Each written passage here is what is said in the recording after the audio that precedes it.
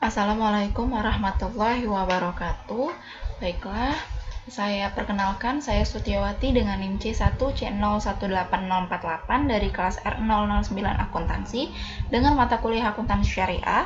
Di sini kita akan membahas mengenai akad-akad lainnya. Yang pertama yaitu adanya akad syarf, di mana syarf itu menurut bahasa adalah penambahan, penukaran, dan penghindaran atau transaksi jual-beli. Syarf adalah transaksi jual-beli suatu valuta dengan valuta asing yang lain. Sumber hukum dari akad ini adalah salah satunya yaitu Rasulullah SAW melarang menjual perak dengan emas secara piutang atau tidak tunai. Hadis riwayat Muslim. Selanjutnya yaitu yang kedua akad wadiah, di mana wadiah merupakan simpanan barang atau dana kepada pihak lain yang bukan merupakan pemiliknya untuk tujuan keamanan.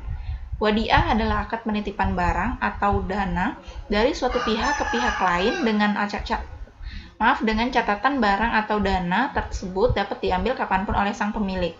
Dalam Al-Quran disebutkan sesungguhnya Allah menyuruhmu menyampaikan amanat kepada mereka yang berhak menerimanya.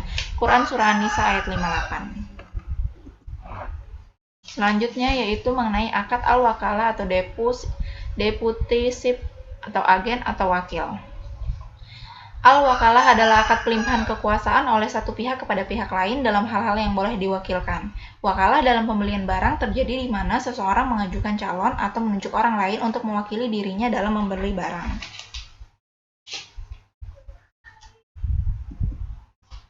Selanjutnya yaitu akad al-kafalah.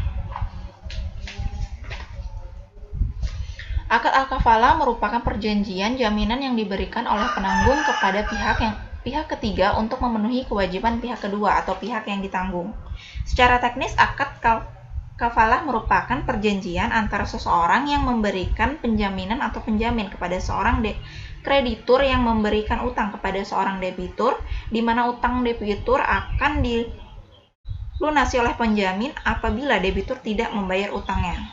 Sumber hukumnya terbagi menjadi dua, yaitu dari Al-Quran dan Sunnah. Selanjutnya yaitu Qardul Hasan.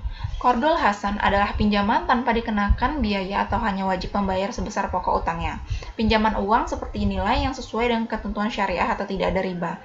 Karena kalau meminjamkan uang, maka ia tidak boleh meminta pengembalian yang lebih besar dari pinjaman yang diberikan. Namun, si peminjam boleh saja atas kehendaknya sendiri memberikan kelebihan atas pokok pinjamannya sebagai hadiah, dan tidak boleh dicantumkan dalam perjanjian dan juga tidak boleh berulang. Selanjutnya yaitu akad al-hiwalah atau hawalah atau pengalihan. Di mana definisinya yaitu hawalah secara harfiah berarti pengalihan, pemindahan, perubahan warna kulit atau memikul sesuatu di atas pundak. Objek yang dialihkan dapat berupa utang atau piutang. Jenis akad ini pada dasarnya adalah akad tabaruk yang bertujuan untuk saling menolong untuk menggapai ridha Allah. Sumber hukum dari akad ini yaitu hadis Nabi Muhammad SAW yang berbunyi, menunda pembayaran bagi orang yang mampu adalah kezaliman, dan jika salah seorang kamu dialihkan atau diwilayahkan kepada orang yang kaya yang mampu, maka turutlah atau menerima pengalihan tersebut. Hadis riwayat Bukhari Muslim. Selanjutnya yaitu akad al-ran atau pinjaman dengan jaminan. Ran secara harfiah berarti tetap, kekal, dan jaminan. Secara istilah, ran adalah apa yang dengan barang jaminan, agunan, cagar, atau tanggungan. Ran yaitu menahan barang sebagai jaminan atas utang. Sumber hukumnya salah satunya disebutkan dalam Al-Quran, yaitu Quran Surah Al-Baqarah ayat 283 yang artinya berbunyi, jika kamu dalam perjalanan dan bermuamalah tidak secara tunai, sedang kamu tidak memperoleh seorang penulis, maka hendaklah ada barang tanggungan yang dipegang oleh yang berpiutang. Selanjutnya yaitu mengenai akad ju'alah atau hadiah. Ju'alah berasal dari kata ju'alah yang memiliki banyak arti antara lain jumlah imbalan, meletakkan, membuat, dan menasabkan. Para ahli fikih sepakat bahwa akad jualah merupakan hal yang boleh atau jaiz, termasuk mazhab Maliki, Syafi'i, Hambali, serta Syiah. Walaupun para imam mazhab berbeda pendapat terkait penggunaan akad jualah untuk melakukan muamalah. Selanjutnya yaitu chart card dan syariah card atau kartu kredit syariah.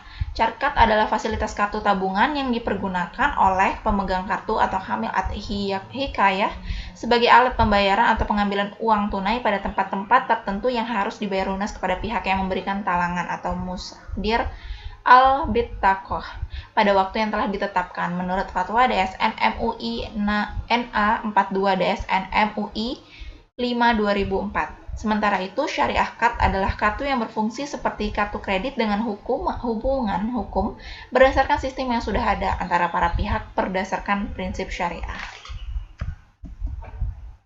Yang terakhir yaitu mengenai perlakuan akuntansi menurut PSAK 59 dan PAPSI 2013. Di sini ada contoh soal. Yang pertama, pada tanggal 25 Januari, perusahaan jasa rajin melakukan akad ran atas motor yang dimilikinya selama 14 hari dengan BPRS Berkah. Akad ini terdiri dari akad qard berupa pinjaman sebesar 20 juta rupiah dan ijarah dalam bentuk perawatan atas motor selama digadaikan dengan beban ujrah 100.000 per hari. Jurnal yang dibuat oleh kedua pihak adalah, ini jurnal yang pertama yaitu yang dibuat oleh perusahaan jasa rajin pada tanggal 25 Januari yaitu kas di debit sebesar 20 juta rupiah atas pinjaman qard di kredit sebesar 200 juta rupiah. Dan pada tanggal 31 Januari, perusahaan jasa rajin mencatat jurnalnya yaitu beban ujrah sebesar 700.000 rupiah di debit atas utang ujrah sebesar 700 rupiah di kredit, di mana 700 rupiah ini didapat dari 100.000 dikali 7 hari. Selanjutnya yaitu jurnal yang dibuat oleh BPRS Berkah pada tanggal 25 Januari, itu jurnal di debit dengan akun pembiayaan qard sebesar 20 juta rupiah atas kas di kredit sebesar 20 juta rupiah, dan pada tanggal 31 Januari BPRS Berkah mencatat jurnal dengan akun piutang ujrah di debit sebesar 700.000 rupiah pada pendapatan ujrah di kredit sebesar 700 rupiah, di mana 700 rupiah itu 700.000 rupiah itu didapat dari 100.000 rupiah dikali 7 sama dengan 700.000 rupiah.